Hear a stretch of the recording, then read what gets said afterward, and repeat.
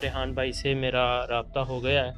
इंशाल्लाह मैं बहुत जल्द पाकिस्तान भी आ जाऊंगा। नहायत जो है शुक्रिया अदा करता हूँ रेहान तारिक भाई का, जिनसे मैंने कांटेक्ट किया और वो मेरी हेल्प कर रहे हैं। मैं यहाँ पे बैठा हूँ, वो मुझे फुल सपोर्ट कर रहे हैं। पाकिस्तान जो है आने के लिए उन्होंने पूरा मेरा साथ दे रहे हैं।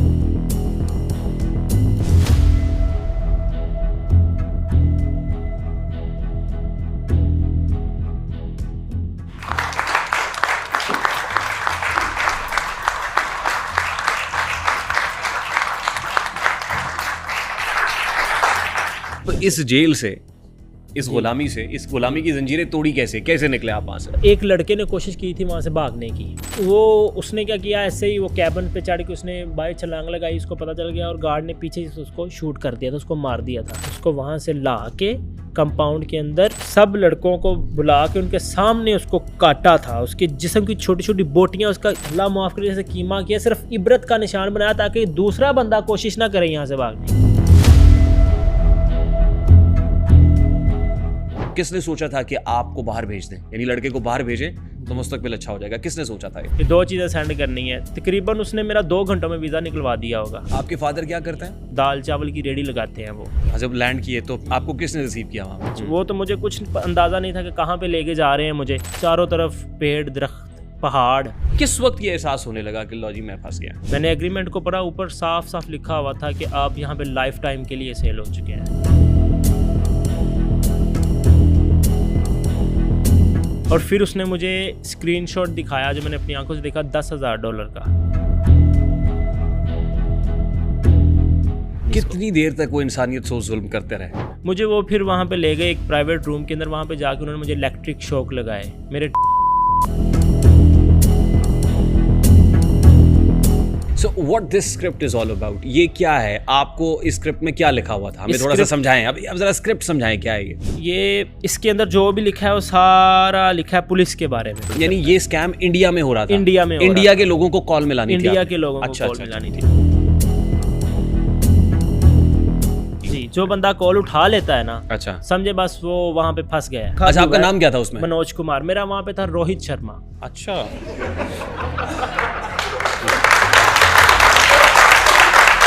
और ये कॉल आ रही है रिजर्व बैंक ऑफ इंडिया। हम यहाँ पे आपकी सहायता के लिए बैठे हैं। अगर आपने नहीं किया तो आपसे मैं कुछ क्वेश्चंस करूंगा। आपने टू बी नहीं भाई नहीं, मेरे पास टाइम नहीं है यार, बंद करो। आपके पास टाइम नहीं है तो फिर आपके 2 घंटों के अंदर अकाउंट ब्लॉक कर दिए जाएंगे। जितनी भी अमाउंट है डिडक्ट कर ली जाएगी। यहाँ पे कोई हमारा कोई नागरिक बैठा हो ना, ओके जा 2 घंटे बंद कर दे। और ऐसे ही है, पाकिस्तानी करते हैं।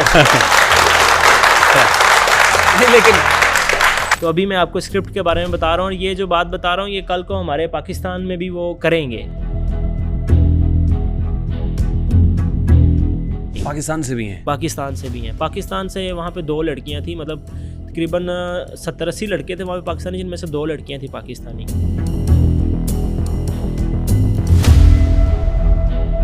Just to make him realize कि भाई ये सब रियल चल रहा है। रियल के सामने गन पड़ी होती है, वॉकी टॉकी पड़ी होती है, पीछे झंडे लगे हुए। तो यानी उस कंपनी ने वहाँ पे पुलिस स्टेशन भी बनाया हुआ है। सैयद नूर साहब देख रहे हैं, शान साहब अभी रिसेंटली बनाई उन्होंने को मूवी, और जितने हिदायतकार हैं, फिल्म साज हैं, ये स्टोरी दे रहा हूँ मैं आपको। अगर आप नहीं बनाएंगे तो मैं बना लूंगा जी। भी ऐसा हुआ कि इस कॉल के ऊपर किसी ने अपने आप को टॉर्चर कर लिया हो? उसने खुदकुशी कर ली थी, सुसाइड कर लिया था, और उसको किलिंग मैं कर रहा था।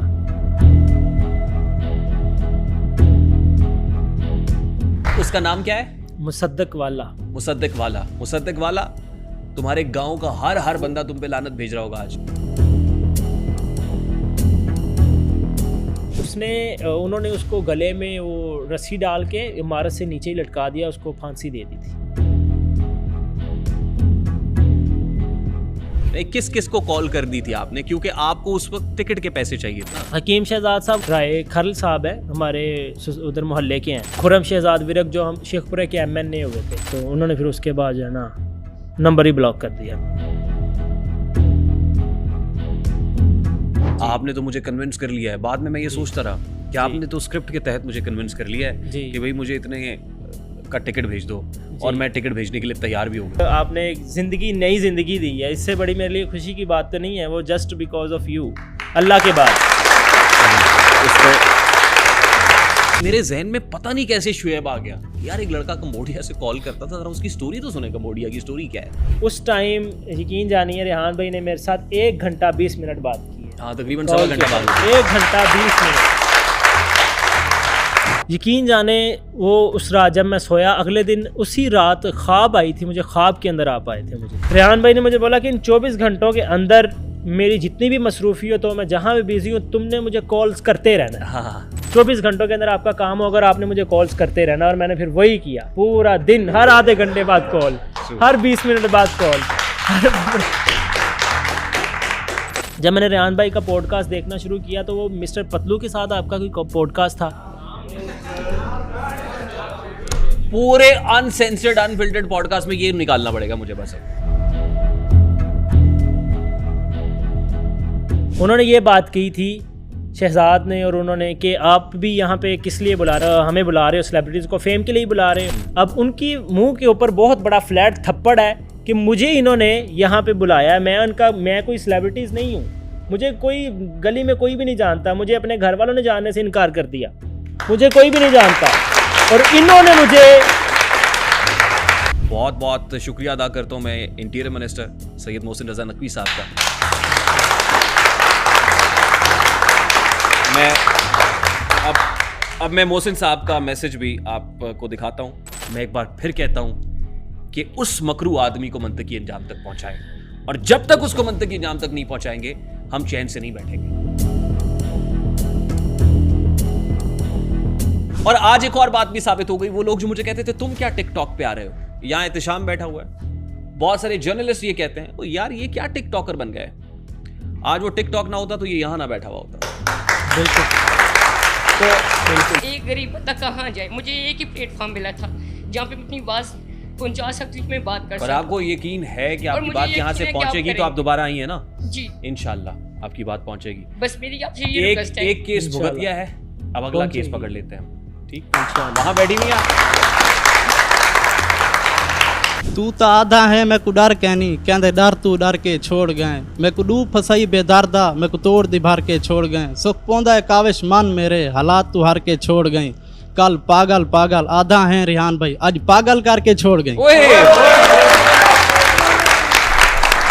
रेहान तारक लाहौर दी आने ते लाहौर दी शाने, रेहान तारक दी सच्चाई ते खरेपन तो होए वड्डे वड्डे परेशाने, झूठियां नू तुन दाए ते सहाफत दी बन गया जाने, रेहान तारक दी एक ऊंची उड़ाने लखां च मुंडा लोने, रेहान तारक तेरे जैसा अज इत्थे कौन है, अज वेखो बनेया यूथ आई कौन है, लोकी तां देखदे परत परत मुंडा पूरा डाउन टू अर्थ, रब इज्जत दित्ती बेशुमार, चेक करो नेट वर्थ जेड़ा सानू सुटना चाहंदा थल्ले ओदा हुंदा खुद दा बेड़ा गर्क। वाह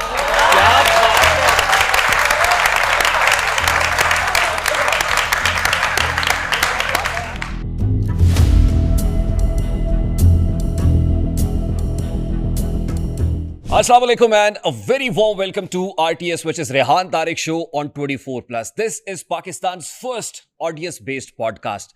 अगर आप भी RTS का हिस्सा बनना चाहते हैं, हमारे रिस्पेक्टेड गेस्ट से कोई भी सवाल करना चाहते हैं, तो स्क्रीन पे नंबर दिया हुआ है, इस नंबर पे आप मैसेज ड्रॉप कर सकते हैं, यहाँ हमारे पॉडकास्ट में आ सकते हैं और हमारे मौजूद मेहमान से कोई भी सवाल कर सकते हैं।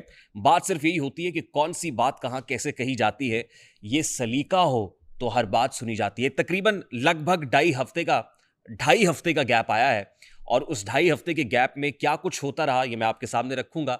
एक पॉडकास्ट हमने मिडिल ईस्ट की सिचुएशन को कवर करने की भी कोशिश की, थोड़ा सा वो पर्सपेक्टिव आ जाए, और फिर जमजम ब्रदर्स के साथ हुआ। I am sure you enjoyed it. लेकिन आज का पॉडकास्ट ये मेरे दिल के बहुत करीब है। This is going to be one of the best podcast of RTS, ये मैं तयक्कुन के साथ कह सकता हूं।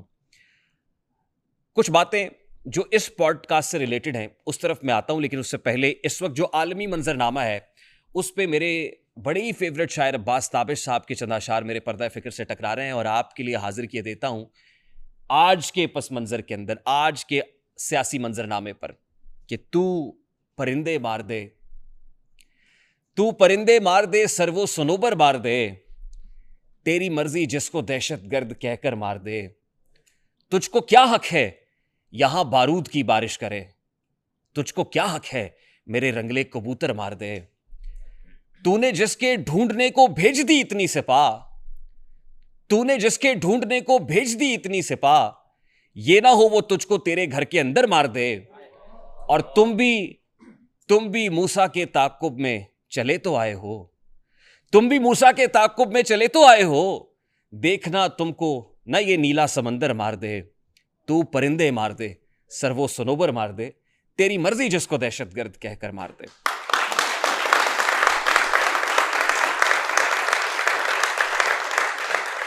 बहुत सारी बातें वाशगाफ अल्फाज के अंदर हम कह सकते हैं, कहीं भी जा सकती हैं, कंसर्न क्वार्टर्स तक पहुंचाना भी जानते हैं, लेकिन मेरे इस थोड़े को जरा ज्यादा समझिएगा। अब मैं आता हूं इस पॉडकास्ट की जानिब। सबसे पहले तो पूरी आरटीएस फैमिली को बहुत बहुत मुबारक हो।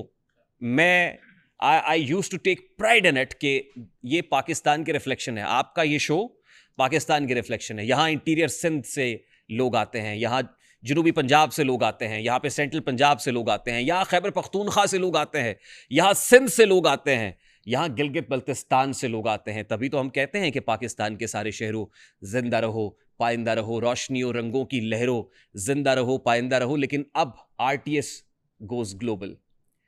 एक पॉडकास्ट दुबई से हुआ, आने वाले दिनों में कुछ पॉडकास्ट आप लंदन से देखेंगे, फिर टोरंटो से देखेंगे, फिर कनाडा से, मतलब बहुत सारी ऐसी जगहें जो अभी टैप इन करने हम जा रहे हैं इंशाल्लाह। तो हमारे समंदर पार पाकिस्तानियों को, जो समंदर पार आरटीएस फैमिली है, उसको भी हम ये एक टीजर, एक ट्रेलर दे रहे हैं कि इंशाल्लाह हम आ रहे हैं।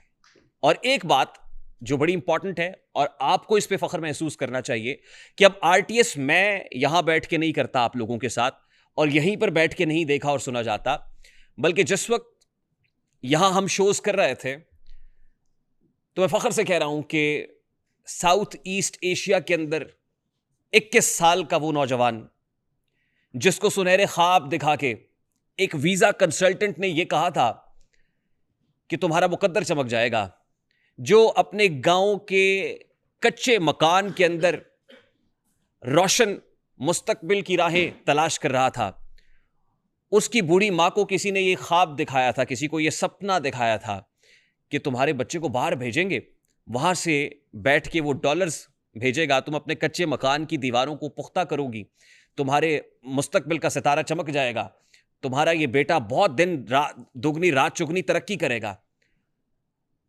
उसकी माँ ने, वो कहते ना कि शहर में आके पढ़ने वाले भूल गए किसकी खातिर किसकी माँ ने कितना जेवर बेचा था, वो माँ अपना जेवर बेच देती है। जो उसके घर की जमा पूंजी होती है वो उस वीजा कंसल्टेंट की बातों में आके धोखे में आके अपना जेवर बेचती है, घर का माल मता बेचती है। और उस कंसल्टेंट ने क्योंकि कहा था कि देखो बुढ़िया, 3 दिन के अंदर तुम्हारे बेटे का 21 साल बेटे का वीजा आएगा, तुम्हें सिर्फ करना यह है कि 4.5 लाख रुपए मेरी हथेली पे रखने हैं। 2.5 लाख रुपए की पेमेंट होती है और शुभी किस्मत देखिए कि चौथे दिन वीजा भी आ जाता है। वीजा आता है, वो कंसल्टेंट वीजा लेके खुद घर पहुंचता है और कहता है कि अब मिठाई खिलाएं, मुबारक हो आपका बेटा बाहर जा रहा है। जाहिर है उस घर के अंदर भी, उस सहन के अंदर भी खुशियां होती हैं। वो बाकी रकम का तकाजा करता है कि बाकी रकम मुझे दें क्योंकि लड़के की फ्लाइट करानी है और लड़के को बाहर भेजना है। जैसे तैसे करके जो बाकी मानदा रकम है वो भी पहुंचती है, उस वीजा कंसल्टेंट के हाथ जाती है, लड़के की टिकट आती है। लड़का जिस मुल्क में रवाना हो रहा है, उस लड़के के बकौल उसने कभी उस मुल्क का नाम भी नहीं सुना था कि प्लैनेट अर्थ पे इस नाम का मुल्क भी एग्जिस्ट करता है। मैं मुख्तसरन सिर्फ ये बता दूं कि उस लड़के को उस वीजा कंसल्टेंट ने ह्यूमन ट्रैफिक किया, उसकी इंसानी स्मगलिंग हुई थी और उसको एक स्कैमिंग कंपनी के हाथ फरोख्त किया गया था। यानी आज के दौर के अंदर भी इंसानों की मंडियां लगती हैं, इंसानों का व्यापार होता है। और जब मैं ये कहता हूं ना कि RTS is 65% of this country, यानी हम यूथ के नुमाइंदा हैं, हम यूथ को रिप्रेजेंट करते हैं, तो यूथ का आज के दिन में शायद ही इससे बड़ा कोई मसला हो, क्योंकि खतरनाक जराइम में से एक बहुत बड़ा खतरा और बहुत बड़ा जुर्म क्या है, वो इंसानी स्मगलिंग का है। ज़मीरों के चरागों की ज़ियाएं बेच देते हैं, ये कैसे लोग हैं, जालिम वफाएं बेच देते हैं। और हवस का आलम है कि मीरो जाफर और सादिक मुनासिब दाम लग जाए तो माएं बेच देते हैं। क्या ये ह्यूमन ट्रैफिकिंग क्या कर रही है? मैं थोड़े से चौंका देने वाले होश रुबा इंकशाफात आपके गोश गुजार करना चाहता हूं। ये जो ह्यूमन ट्रैफिकिंग है ना, जिसमें इंसानों का व्यापार होता है, जिसमें इंसानों की मंडियां लगती हैं, जिसमें इंसान को फरोख्त किया जाता है, खरीदो फरोख्त होती है। 2024 से 25 तक जो सालाना मुतासरीन है, पाकिस्तान में एक साल के अंदर तकरीबन 37,303 अफराद इंसानी स्मगलिंग या ट्रैफिक का शिकार हुए हैं। इनमें जो सेक्स ट्रैफिकिंग है यानी जिनसी इस्तेहसाल जिनका हुआ है वो 26,613 है। जो फोर्स्ड लेबर जिनसे जबरी मुशक्कत कराई गई वो 9,917 है। इसका मतलब ये हुआ कि हर साल 10,000 पाकिस्तानी शहरी इस जुर्म का शिकार हो रहे हैं। 2023 में तकरीबन 29,000 प्लस मुतासरीन रिपोर्ट हुए। 2025 में यह तादाद बढ़कर 31,000 प्लस मुतासरीन तक पहुंच गई और बतदरीज ये केसेस बढ़ते ही चले जा रहे हैं। वो बच्चा जिसके सर पे बाप नहीं था, जिसके हाँ कोई कमाने वाला नहीं था, जिसकी माँ बूढ़ी थी, जिसने सब कुछ बेच दिया था, उस मां का बेटा ही बेच दिया गया। यानी अब अंदाजा कीजिए, वो तुमने देखे नहीं हल्का इमरोज के रंग, गर्मी बादाए फरदा से पिघलते हुए लोग और अपनी ही ख्वाहिशात के हाथों बेबस होकर रोज जीते हुए रोज मरते हुए लोग। आपको फख्र होना चाहिए कि वो लड़का जब किसी जगह पे आपका शो देख रहा था, आरटीएस देख रहा था, टिकटॉक के सामने से एक वीडियो गुजरी थी और वो लड़का जो वहां पे जिंदगी और मौत की कशमकश में था, जिसने जेल ब्रेक किया था, 16 महीने की मुशक्कत करके जेल ब्रेक करने में कामयाब हो गया था, भाग निकलने में कामयाब हो गया था, वो नंबर जो हम ऑडियंस के लिए रखते हैं उस नंबर को मिलाता है।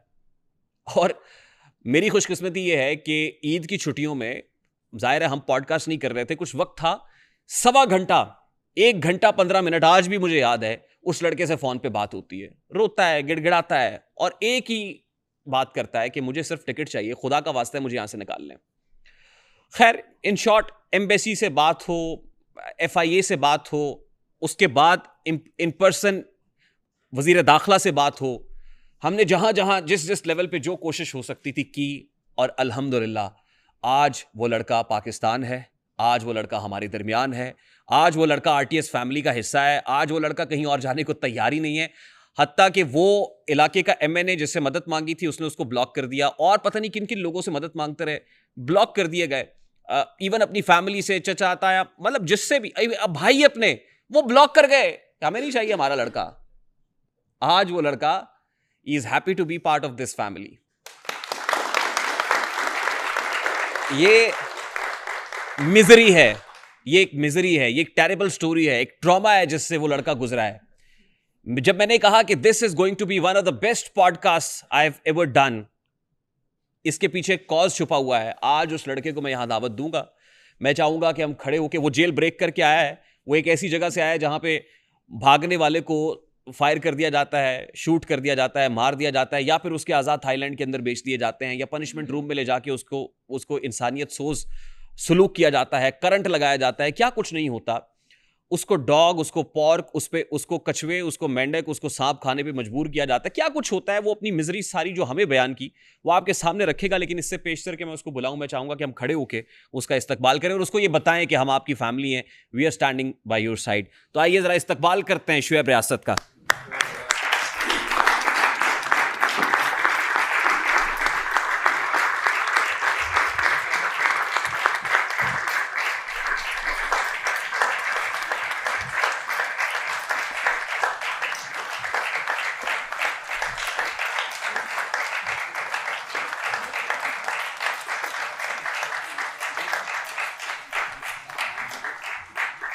So how are you, Shoaib?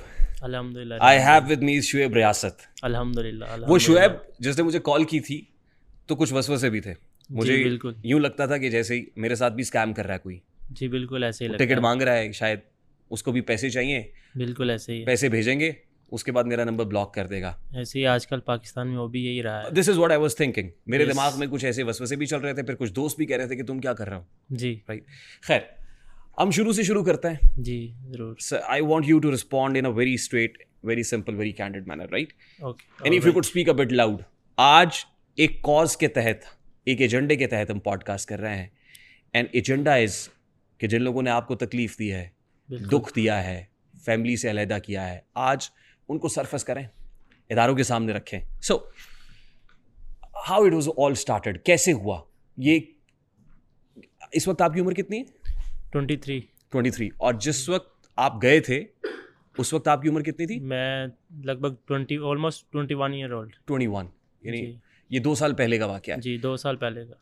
अच्छा, ये किसके जहन की इख्तरा, किसने सोचा था कि आपको बाहर भेज दें, यानी लड़के को बाहर भेजें तो मुस्तकबिल अच्छा हो जाएगा? किसने सोचा था ये? फर्स्ट ऑफ ऑल तो मैंने जब अपनी FSC कंप्लीट करी थी, FSC कंप्लीट करने के बाद मैंने एपेक्स कॉलेज से, शेखुपुरा से हूँ मैं, तो मैंने अपनी एफएससी कंप्लीट करी। एफएससी कंप्लीट करने के बाद यही था कि मैंने बाहर जाना है, मुझे शौक़ था और मेरी फैमिली भी यही कहती थी कि तुम्हें बाहर भेजना है, अब्रॉड, किसी भी कंट्री में। तो हम उसी ट्राई में लगे हुए थे किसी कंट्री भेजने के लिए। पहले सऊदीया के लिए ट्राई किया, दुबई के लिए ट्राई किया, लेकिन इन कंट्रीज़ का वीज़ा नहीं मिला। क्योंकि मैं एक मिडिल क्लास फैमिली से था, तो सऊदीया और दुबई के वीज़ा भी जो मिल रहे थे वो तकरीबन 10-12 लाख में मिल रहा था ना। और फिर हमारे पास एक मेरे अब्बू के पास कोई जानने वाला आया, उसने आके मेरे अब्बू को बोला जी कि आपने अपने बेटे को अगर बाहर भेजना है, पापा ने उसके साथ कोई बात की कि मैंने अपने बेटे को बाहर भेजना है। तो उसने फिर बताया कि कंबोडिया का वीज़ा है, मेरे पास एक बंदा है, वो बंदे भेजता है कंबोडिया। तो ये फ़र्स्ट टाइम था कि मेरे अब्बू ने भी कंबोडिया का नाम सुना और मैंने भी। मुझे मतलब जब मेरे अब्बू ने बताया कि ऐसे ऐसे कंबोडिया का वीज़ा एजेंट बोल रहा है कि मिल जाएगा और वीज़ा